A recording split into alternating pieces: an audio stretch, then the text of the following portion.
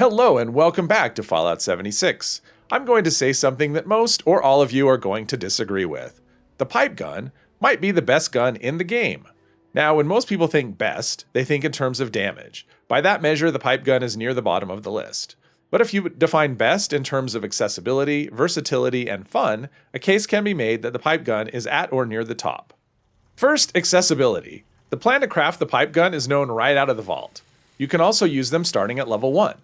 Crafting and scrapping for mods is also fairly cheap because the fact that you can craft level 1 guns. Next, versatility. We've all had this happen. You get a gun that drops with really good effects, but the gun doesn't fit your character. Your options are to respec, move it to another character, assuming it's tradable at all, hello Crusader pistol, put it in your stash because it's too good to get rid of, or just trade it. With the pipe gun, it fits gunslinger, rifleman, guerrilla, and commando. The gun respecs to you and not the other way around. Now, the plasma and the laser guns also can be respect, but they can't be had at level 1, the plans aren't known automatically, and they can't have a suppressor. Lastly, fun. I find it extremely satisfying to take something that's relatively weak in terms of damage and still kill everything.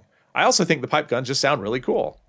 For the testing part of the video, we have an anti-armor suppressed pipe rifle, where VATS critical hits do 50% more damage, and the VATS critical meter fills 15% faster. I have this modified as a rifleman. Now, if you were a gunslinger, it would actually be the same. Just switch the stock out to a pistol grip rather than a rifle stock, and it would be the same thing. So this will fit both the rifleman and the gunslinger part of the test. Now, this is not the most powerful gun. You will not be one-shotting things with it. But it has a nice fast fire rate. Now, obviously, scorched are soft targets. Now, that was a critical hit, so yeah, critical hits will still do nice damage. Obviously, scorched are soft targets, and we will try on some more heavily armored enemies in a little bit. But yeah, this still will do very nicely. Oh, sounds like vertibots are flying overhead. But the big downside for the pipe gun has a couple. One is damage, obviously. It does not rate very high on the damage scale. But if you mix in critical hits, you'll still do all right. And 2 is, at least for me, is the reflex sight. So manual aiming, oh, of course now we have good timing on the vertibirds, but manual aiming is still not, especially on targets that are moving. I'm just not very good with the reflex sight. So because of the noise and all the dust from the vertibirds, I decided to just abandon the scorched. And we will move on to some tankier targets. As you can see, we can still take them out. It does take a few more rounds, and critical hits help. But yeah, it's no longer a one-shot. Like I said, that is the weakness of pipe guns, is damage. But they do have a nice fast fire rate, so I can still take stuff out. Of course, being in danger instead of hidden doesn't help anything at all. There we go.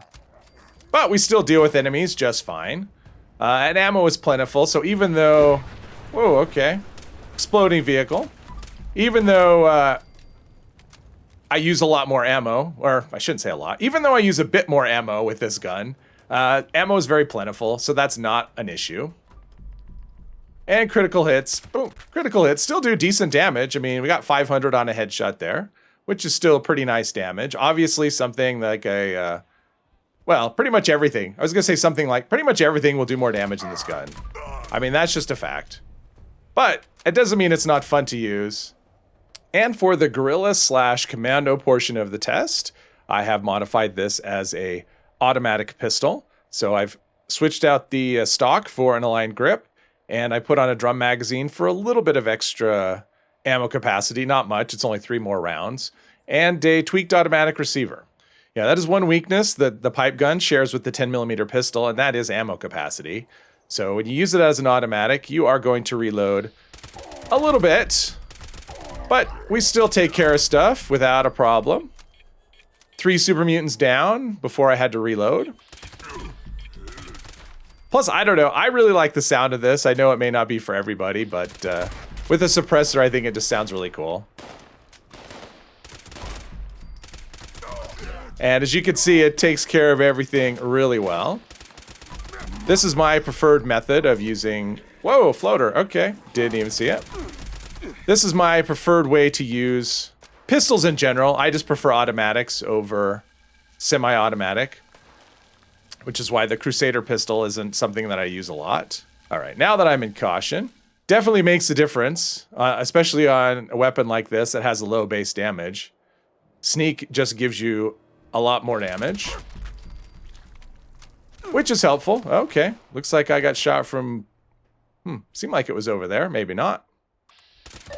But yeah, this takes care of everything, even big scary super mutants, not a problem.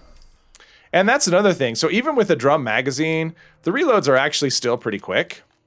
But now it's time to test this against a big tanky enemy. I would expect this not to be a problem. Can't do it all in one clip, but yeah.